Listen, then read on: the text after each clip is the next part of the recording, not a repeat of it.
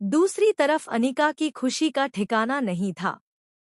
वह गर्व से वेद का हाथ थामे खड़ी थी और बार बार लोगों की बधाइयां स्वीकार कर रही थी। सरू की उलझन उसके चेहरे पर साफ दिखाई दे रही थी। वह बार बार लोगों की तरफ देखती और फिर वेद और अनिका की तरफ। आखिरकार अनिका की नज़र सरू पर पड़ी। उसके चेहरे पर एक रहस्यमयी मुस्कान उभर आई।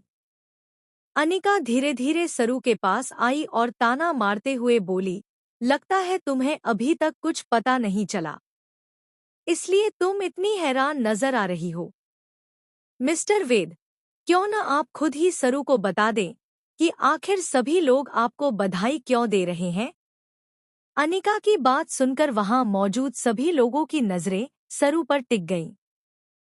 सरू के दिल की धड़कन अचानक तेज हो गई।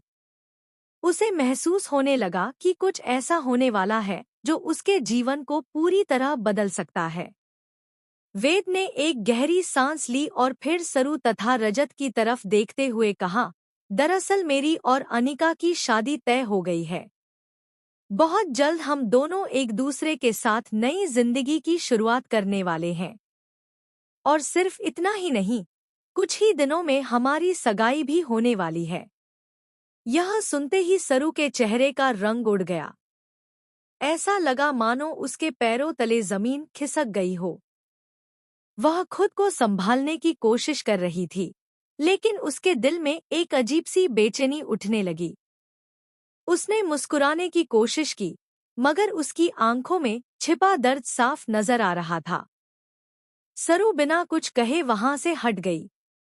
वह ऑफिस के एक सुनसान कोने में जाकर दीवार के सहारे खड़ी हो गई। उसके मन में हजारों सवाल उठ रहे थे।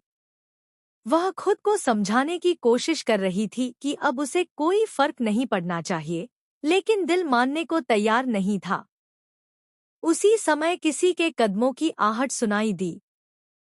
सरू ने मुड़कर देखा तो सामने वेद खड़ा था। उसके चेहरे पर एक अजीब सी मुस्कान थी।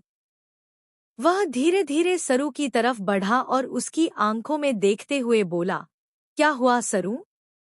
मेरी शादी की खबर सुनकर खुश नहीं हुई? या फिर बात कुछ और है? सरू ने नजरें झुका ली और वहां से जाने की कोशिश की, लेकिन तभी वेद ने उसका रास्ता रोक लिया। इतनी जल्दी क्यों जा रही हो? वेद ने कहा। क्या तुम आज भी मुझे भूल नहीं पाई हो? सरू ने कोई जवाब नहीं दिया। उसकी खामोशी ने वेद के मन में